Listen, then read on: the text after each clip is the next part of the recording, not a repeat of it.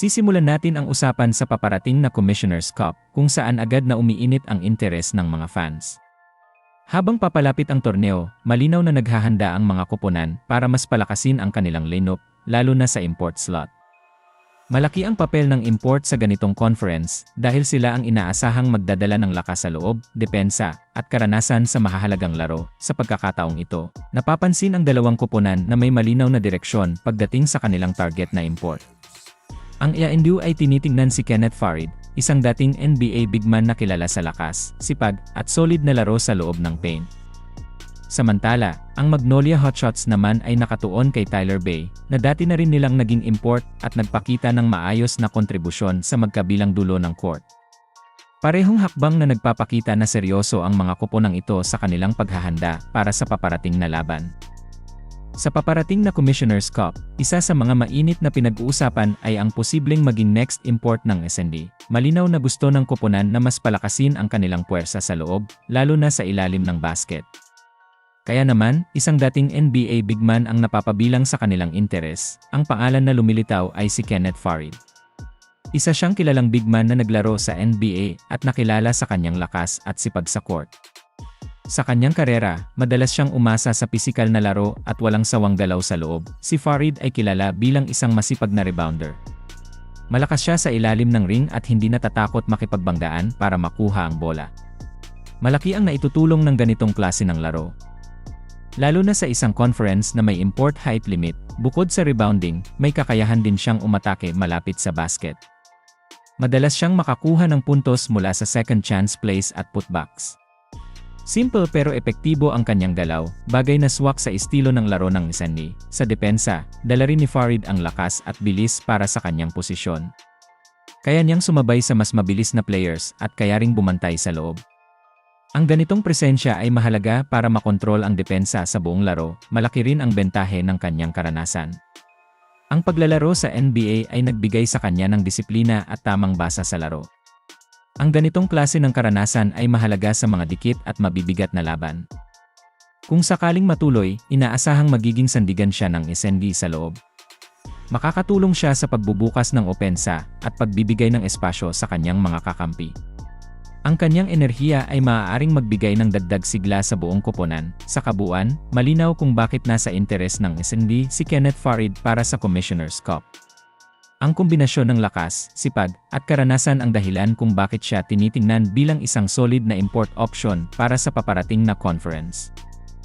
Sa paparating na Commissioner's Cup, isa sa mga nakatutok na koponan ay ang Magnolia Hotshots.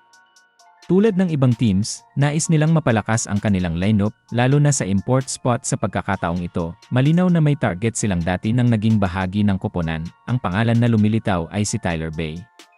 Isa siyang import na dati na rin nilang ginamit at nakapagpakita ng maayos na laro noong nakaraang stint niya. Kilala siya sa kanyang versatility at kakayahang tumulong sa magkabilang dulo ng court. Si Bay ay mahusay sa depensa at rebound. Kaya niyang bumantay sa ilalim at tulungan ang team sa pagkontrol ng paint. Ang ganitong katangian ay mahalaga lalo na sa mga laro kung saan mabilis at pisikal ang labanan. Sa opensa, may kakayahan din si Bay na mag-contribute. Marunong siyang pumili ng tamang tira at kadalasan ay nakakapagbigay ng puntos sa tamang oras. Madali rin niyang napapalibutan ang kanyang teammates sa open shots. Ang isa sa malaking bentahe niya ay ang familiarity sa Magnolia system. Dahil dati na siyang naglaro sa koponan, mas madali niyang maintindihan ang laro at style ng kanilang coach.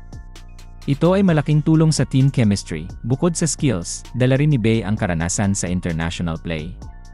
Nakapaglaro siya sa ibang liges at nakakita ng iba't ibang estilo ng laro. Ang ganitong exposure ay nakakatulong sa pagbibigay ng smarter play sa court kung siya ang mapipili. Inaasahang magiging maayos ang kanyang adaptation. Malaki ang maitutulong niya sa pagbibigay ng energy sa team at sa pagpapalakas ng kanilang performance sa Commissioner's Cup. Sa kabuuan, makikita kung bakit isa siya sa interes ng Magnolia Hotshots. Ang kombinasyon ng skill, experience, at familiarity sa team ay nagbibigay ng magandang pagkakataon na maging solid ang kanilang import slot sa paparating na conference. Sa pagtatapos ng ating talakayan, malinaw na pareho ang Landy at Magnolia Hotshots sa kanilang paghahanda para sa paparating na Commissioner's Cup. Nakikita natin na seryoso ang bawat koponan sa pagpili ng import na makakatulong sa kanilang laro. Ang import ay hindi lang basta dagdag sa roster, kundi malaking bahagi ng strategy ng team. Kaya mahalaga na tama ang pipiliin para sa bawat koponan. Si Kenneth Farid at Tyler Bay ay parehong nagpakita ng kakayahan at karanasan na maaaring maging advantage sa kanilang mga koponan. Mahalaga rin ang team chemistry. Kahit gaano kagaling ang isang import, kailangan niyang makasabay sa style ng laro ng koponan. Dito makikita ang kahalagahan ng familiarity at experience sa laro.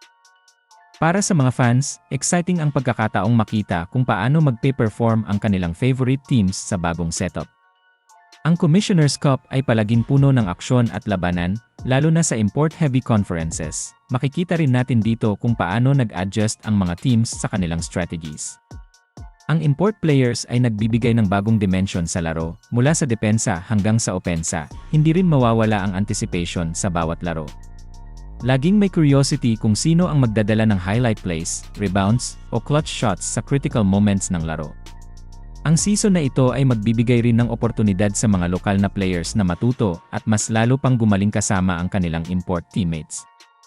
Ito ay pagkakataon para sa growth ng buong team. Sa huli, ang paparating na Commissioner's Cup ay isang magandang pagkakataon para makita ang lakas at galing ng bawat koponan at kanilang import.